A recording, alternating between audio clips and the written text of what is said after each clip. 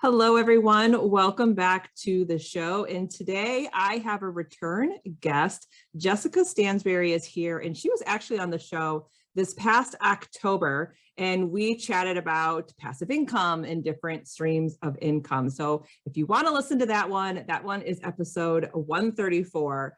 But I am really excited to have Jessica here today because our show is basically a podcast show versus a YouTube channel. Now, I promise we will not get in a cat fight on this show, right? Right. There's not going to be any virtual pulling of hair because I totally support YouTube channels and I know Jessica supports podcasting. So without further ado, welcome to the show, Jessica. Thank you so much for having me back. I'm so excited.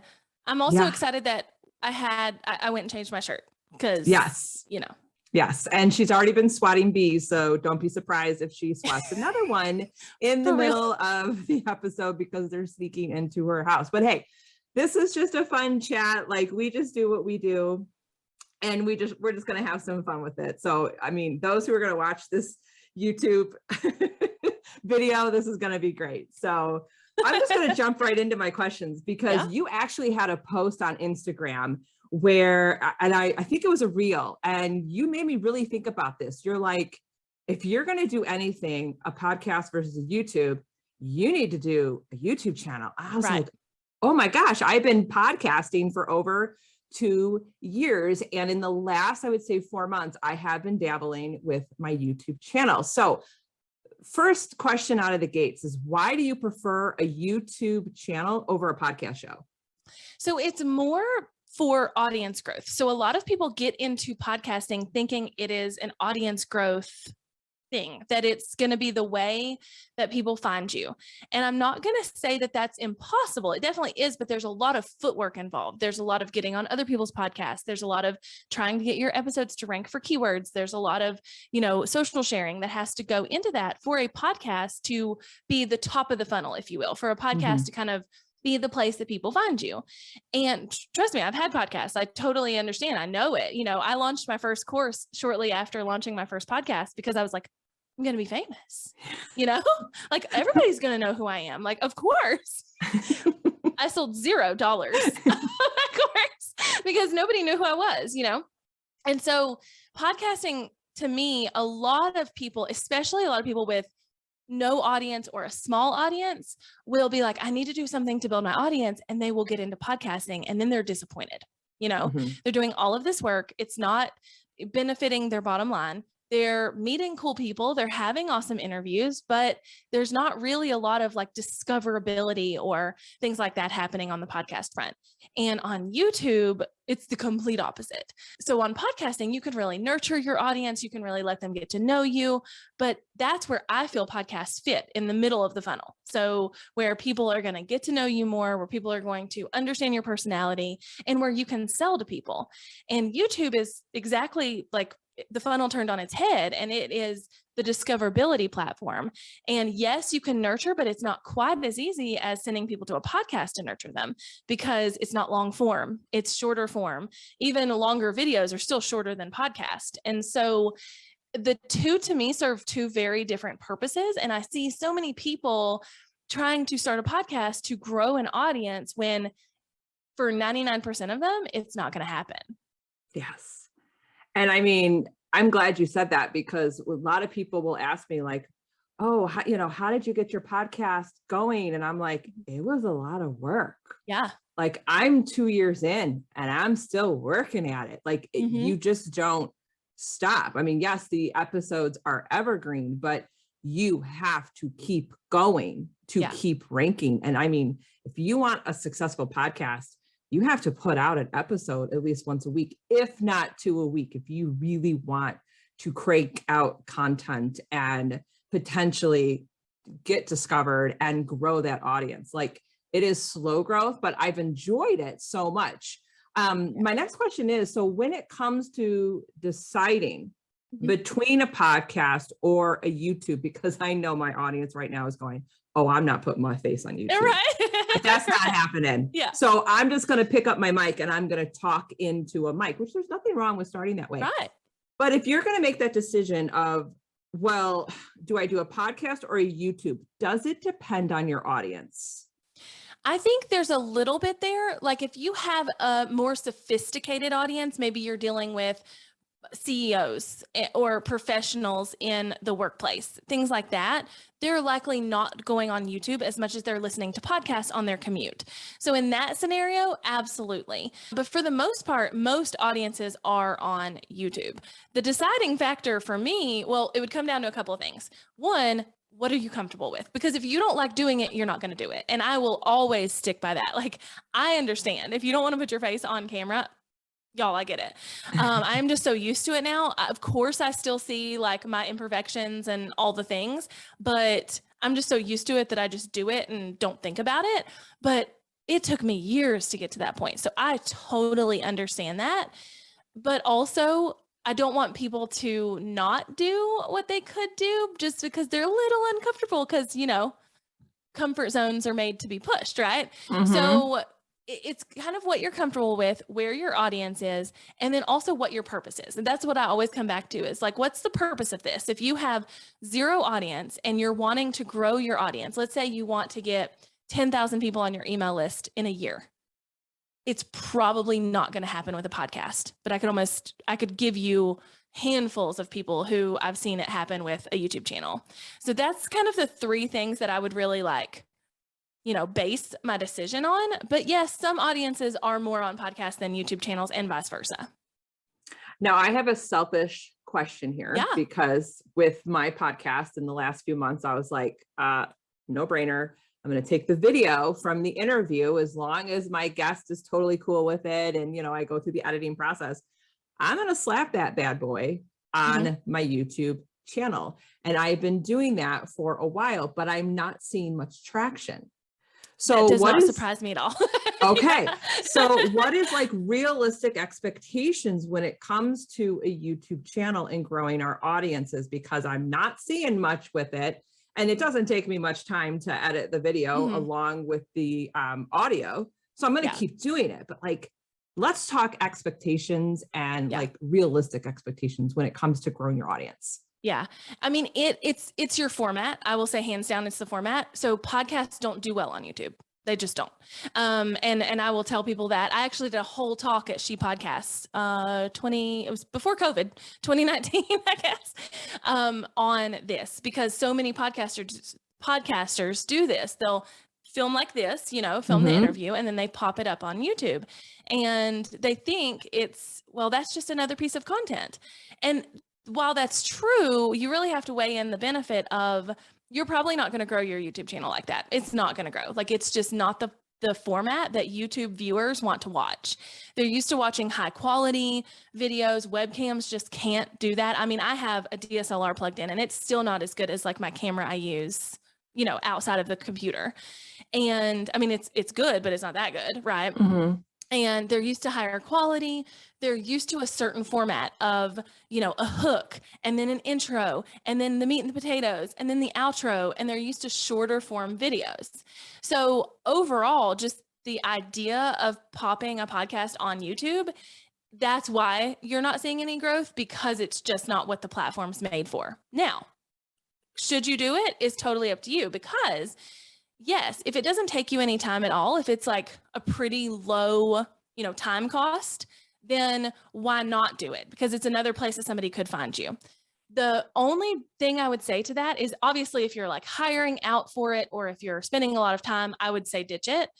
But my other caveat is that if you do ever think you want to grow a YouTube channel, like a true one where you're filming videos, it's separate from your podcast, putting your podcast episodes up there is going to kill a channel from the beginning.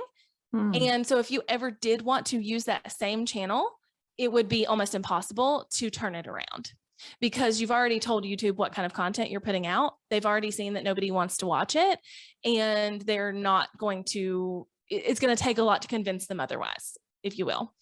So there's a lot to it. There's like a whole lot to it.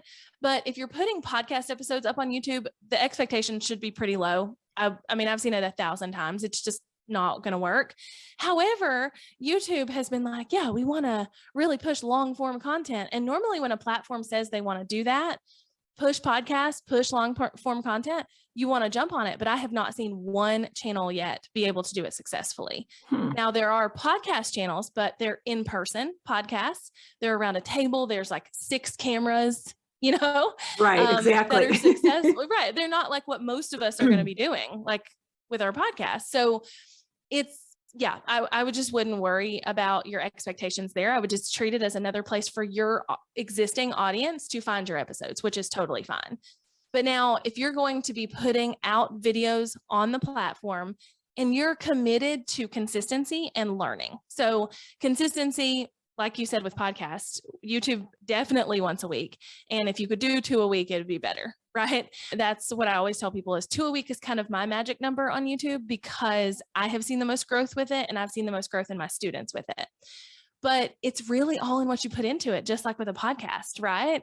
I have some like students in my courses who have been on YouTube for 2 years and they have 10 subscribers because they've put a video up here, put a video up there, plopped a repurposed Facebook Live up here and there, like that's been the strategy. But if somebody goes, full force, full strategy, learning as they go, making improvements every video they put up, you could see hundreds, if not thousands of subscribers pretty quickly.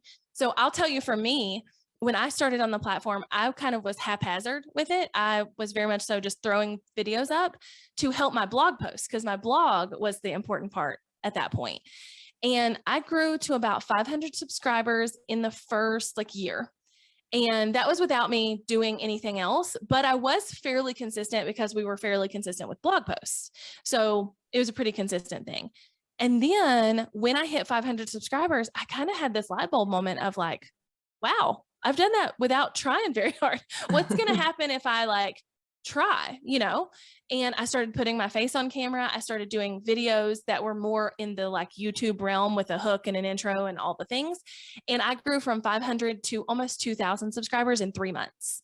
So once you put the strategy in, there's massive amounts of growth, I love that. So I think what I'm hearing is if someone is listening or watching and they already have a YouTube channel, but they've just kind of been, like you said, haphazard, just throwing things up, not very consistent, maybe putting their podcast episode up there. But if they're like, you know what, I really want to grow an audience on YouTube, is your best advice is to just scratch the old one and start over with a brand new one with a strategy? And hit it hard from the get-go. Absolutely. Unless somebody was going to be losing thousands of subscribers, like they had a big email list and they had sent them there, and if they send them again, they may not go. I might have a different strategy for that person, but for the most part, yes, scrap their original channel because, again, YouTube has already kind of, I don't know, they've kind of already judged it. Yeah, they've already kind of learned your pattern. And so, okay. Yeah. So it takes a long time to retrain it. Yeah. Well, I only have 15, so it's easy to scratch mine and be like, bye. Right. And I mean, you don't even have to delete anything, just leave it there and then start a new one, it wouldn't hurt anything. And you could even have a podcast channel and a regular channel because some people do prefer going to YouTube to listen to podcasts. It's not the normal user behavior, but it's definitely a thing. And so if you're seeing, enough numbers to justify it, that's probably what I do. And plus I can leave it too, if you have, for example, a private membership and you put videos up there for your audience and you unlist it. That's another reason, it would have to stay there for that reason, but I can totally start a new one. Yeah. And it's just, I like that idea. Totally. Now, the next question I have is, because I know vanity is going to come into play here when someone starts. It's just kind of Instagram, how many followers do you have? Yes. I need to get to 10,000 or whatever. Are the number of subscribers important? Not really. I was the first year that I hit 6 figures, I had this is going to sound like a lot, but it was my only platform, right? I had 30,000 YouTube subscribers and I hit 6 figures, not from YouTube, them paying me, but from my actual strategies. Right. And I was like, wow, I thought I couldn't do that until 100,000 subscribers or, whatever the scenario was. And I know people with massive channels on YouTube who don't make $100,000 a year. So it really doesn't matter. There's 2 kind of scenarios when it matters. Clearly, the vanity metrics are there. When I walk in somewhere, when I tell somebody I'm a YouTuber and they look at me kind of funny because I'm a 36-year-old mom of two, you know, I always will follow that back up with, yeah, I have like 160,000 subscribers, and instantly they change. Like, Okay. you can watch it happen. And I started probably doing that when there was like 50,000 subscribers. And I mean, it's an instant. And my husband's even been with me and he's like, wow, like when you say the number, people are like, oh, maybe that's like, she's not like playing on the internet.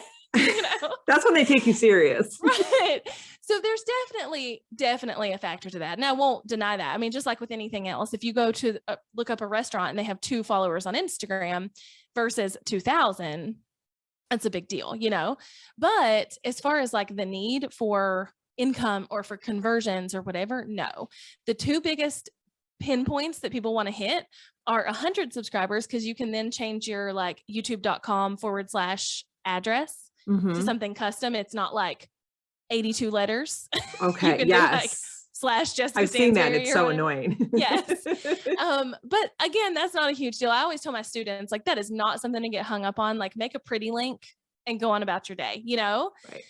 But the other one people want to hit is 1,000 subscribers, because that's the point you can be monetized on YouTube. So it's actually 1,000 subscribers and 4,000 watch time hours in a year. And they do that so that people with like a big audience can't just throw subscribers at the platform. They actually have to be watching the content. And so that's usually what like people want to hit, because why not make some extra money? You know, Right. I mean, yeah, like I will tell you, last month, let's see, yeah, it's May. So in April, I hit my biggest month from AdSense ever. And I made almost $12,000 just from the ads played on my videos in April. That's crazy. Isn't it? And it's like, why would I Wow. not do that? You know, Yeah. like, why would you not? Like, I'm still converting to my email list. I'm still converting to sales. I've got sponsorships that are paying me on top of that. I've got, you know, people going down funnels every single day, people making sales every single day. Like, why would I not do that? So that definitely is a place people want to get to.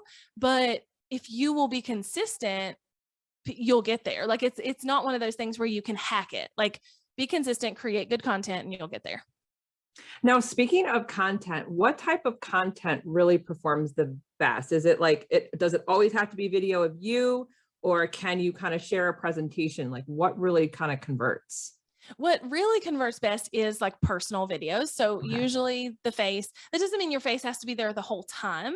But you know, if you're doing like a presentation, that's not going to convert super well. It feels very Facebook Live-ish, if you will. And that's just not what the people want to see. But people get creative with this. I mean, there are people sharing their faces. There are people who've created like cartoon versions of themselves that they do and have great channels. There's this like weird channel that I follow, and I can't even remember the name of it, but they like debunk like cult people. I don't know. It's a really weird channel, but she literally is just a cartoon. And she has like millions of followers. So you don't have to show your face, but you have to find a way to make it interesting, because we have goldfish brains, you know, like we're not going to sit through a presentation that we didn't like sign up to be at, you know? So we really have to make it interesting. And that's why, like, if you'll watch my videos or anybody else's videos on YouTube, there's always something going on the screen, whether it's like text popping up. I zoom in, I zoom out, I zoom in, I zoom out, I move, you know, because there's just so much you have to like keep their attention, but that's learned as you go through it. Now, I noticed on your channel, because I was, you know, looking at it a little bit. Yeah, I got it. And I was stalking, and I noticed that your channel has categories. Mm-hmm. Is that a good growth strategy to kind of categorize your videos? Yes. So what YouTube calls them is playlist, and playlists are found in search just the same as a video can be. So the strategy there is that you put keywords in these playlists, and then somebody might be able to find the playlist. But the real strategy is YouTube's whole goal, their whole goal is to match the right content with the right viewer. And how you kind of get a gold star, like, you know, like you're the teacher's pet, is if you will bring people to the platform, like you're the first video they watch when they land on YouTube, and then you keep them on the platform, even if they're not your videos. even if you've sent them to another video, but they've stayed on the platform, you kind of get like extra credit points for that. So playlists are literally playlists that allow someone to binge your content. So I want to watch everything from Jessica about passive income. I want to watch everything about digital products, whatever. And so when one video is done, when it's over, it will just flop over to the next video. And so right there, I've gained some like extra credit, and then it'll flop to the next one. I've gained some extra credit. So they serve a ton of purposes: being found in search, getting people to stay on the platform longer, but also to really like intrigue somebody to watch the videos when they do get to your homepage on your channel. Because if all you have is just like one string of videos of your most recent, like that's all you have, you know? Right. So yeah. Okay, cool. That really answers my question. Now, do you have any other like really good growth strategies that you want to share for most likely the beginner here? Because my audience are going to be like, okay, I'm going to, challenge myself to get my booty on camera. I'm going to gain the confidence as I go. What strategy do you have for that? So the first thing I would say is consistency. Consistency really is key. Like if you miss a video and then you put up another one, and then you miss one and then you put up another one, again, you're kind of killing your channel before it had a chance to move forward. So I would say that would be like my number one tip. Number two would be to not niche down as much as you think you have to. And this is one that always surprises people. So a lot of people will be like, okay, I'm the like digital product girl, right? Like that's what I want to talk about. So all their videos are about digital products. Like that's it. It's all you're going to learn, which is great. And it will get you found in search. And it should be the bulk of what you do. But if you only do that, what's going to happen is your videos will rank in search. People will find your videos. They'll come for that one video that they wanted to find, and then they'll leave and they won't come back for your next one. So you're constantly having to create videos that people are searching for. And that gets really hard, number one, and really frustrating because you'll start to run out of keywords you can rank for, and especially for somebody like going after an arbitrary niche, it's like it's harder to do.